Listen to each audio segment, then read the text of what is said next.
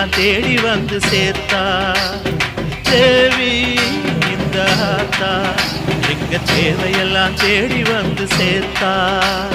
தாய்மையிலே பார்த்தா நோய்களிலே காத்தா பூவெடுத்து போட்டா பொன்னளப்பா ஆத்தா பொன்னளப்பா ஆத்தா பொன்னளப்பா ஆத்தா.